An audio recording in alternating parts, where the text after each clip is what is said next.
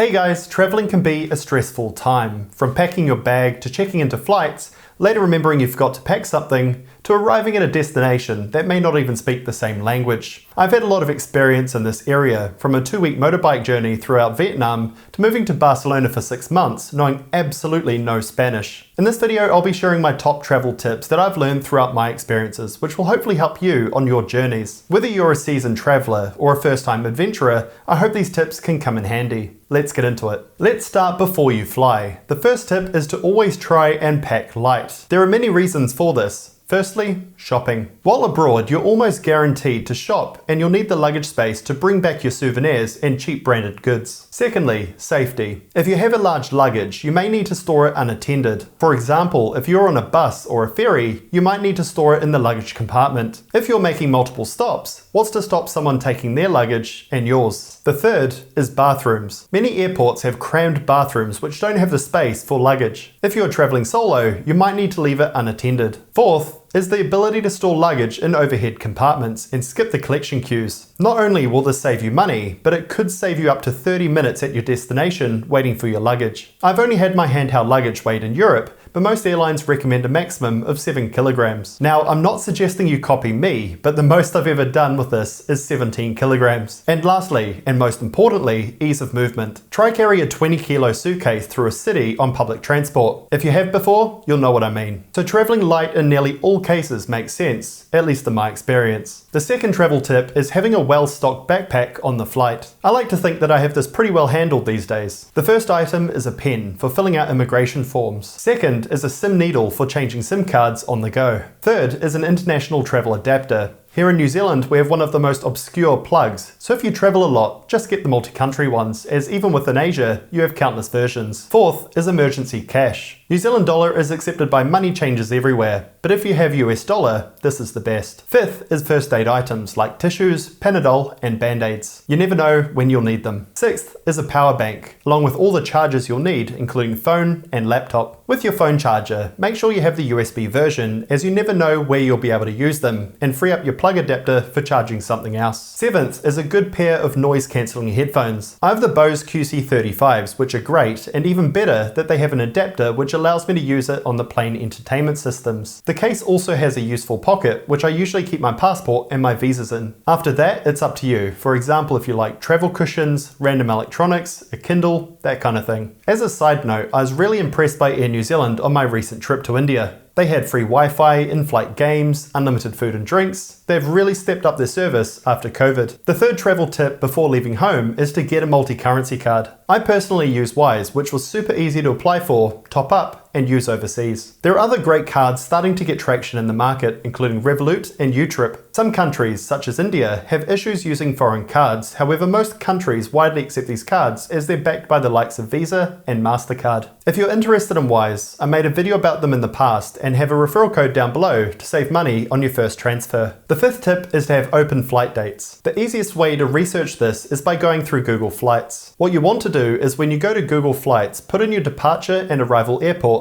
and some tentative dates. Once that loads, go to the price graph and find the lowest prices around your dates. In this example, you can see by making a minor adjustment, we can save up to $500 by flying slightly later. You can also go to the Explore option to have even broader dates. In this example, you can simply look for a 1-week holiday in Singapore at some point over the next 6 months. As you can see, we've now managed to halve the cost of a holiday to Singapore just by having some flexibility. Tip number 6 carries on from this, as we also have the option of open flight destinations. If you're planning a big trip, for example to Asia or Europe, you might not mind which country you visit first. If we just type Europe, for example, we might have wanted to go to London, which would cost $1,900. If, however, we also wanted to visit Rome, as you can see here, we can fly their return instead and save $200. This would be just about enough to buy a return ticket to London, making Rome a virtually free stop on the way. Extending this tip even further, many airlines will allow a free stopover in their home country. They do this mainly to encourage tourism, and it isn't a bad idea, as often you'll need a break after sitting on a plane for many hours. From New Zealand on a long-haul flight, this might be Singapore on Singapore Airlines, Sydney on Qantas, Kuala Lumpur on Malaysia Airlines, Doha on Qatar Airlines, or Dubai on Emirates. The combinations are endless, and this allows you to explore more countries on a single trip, often for free. When I came back from India, I landed in Singapore at 7 AM, caught up with some friends in the city, and then flew back to New Zealand in the evening. And for this, I paid nothing. Moving on to the 7th tip, which is booking refundable hotels. This is a massive one for several reasons. Your flight could be delayed, you could later find a better deal,